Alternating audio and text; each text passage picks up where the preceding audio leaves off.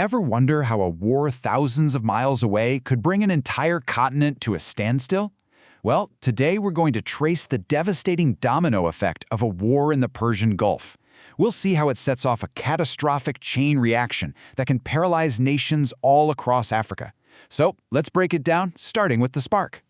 Okay, so it all kicks off with one big geopolitical event. But this isn't just about some regional fight. The real danger here is the critical choke point it threatens to close. And that sets off a shockwave that's felt, well, pretty much everywhere. And here's the crazy part. Look how fast this escalates. On February 28th, the military strikes begin. And then, less than a week later, Iran shuts down the Strait of Hormuz. We're talking about one of the most critical shipping lanes on the entire planet, just closed.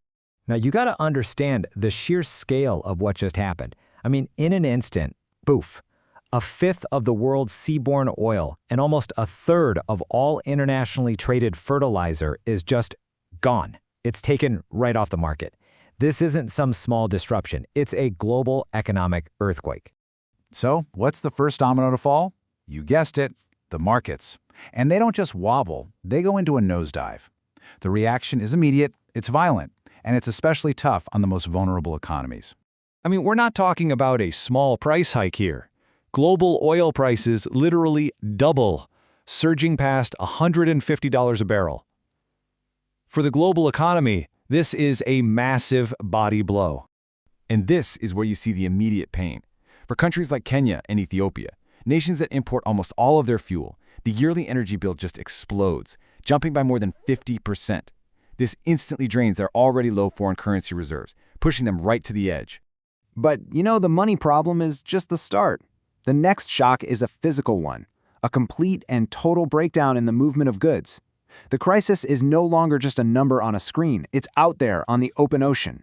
So picture this, the conflict spills over and the Red Sea basically becomes a no-go zone. This forces global trade to take the long way around, so all these massive vessels now have to reroute all the way around the southern tip of Africa, around the Cape of Good Hope. And the fallout from this detour? It's just massive. First off, you're adding up to 20 extra days to every single voyage. Then the insurance premiums for war risk, they triple, basically pricing a lot of developing nations out of the market completely. And for Egypt, Suez Canal revenues, a huge source of income, plummet by over 70%. Okay, let's bring this down to a single shipment to see how real this gets. 180,000 tons of fuel. This one critical shipment for landlocked Ethiopia is just stalled. It never makes it to the port of Djibouti, which is the country's economic lifeline. This is where that global crisis really hits home. And that brings us to the next really devastating stage. The crisis that started at sea now moves deep into the continent. It's like the main arteries are clogged, and the heart of the inland economy just starts to seize up. Just look at what this means for a country like Ethiopia. The nation's daily diesel supply gets cut in half, slashed from over 9 million liters to just 4.5 million. The government has no choice but to start rationing, and that means transportation, farming, industry, it all just starts grinding to a halt. And this is where it gets really brutal for everyday people. As the cost of transport skyrockets, it hits the most vulnerable the hardest. In places like Uganda, families are suddenly facing these impossible choices. Do you pay for food or you pay for medicine? This kicks off what economists call a dangerous feedback loop. Here's what that means in simple terms. The desperate need for US dollars to pay for incredibly expensive fuel crushes the value of local currencies.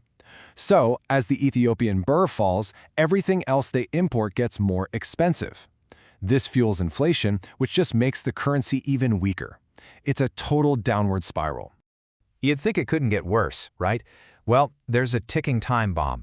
It's a delayed action crisis, set to go off in about 6 months, and it threatens the food supply for the entire region.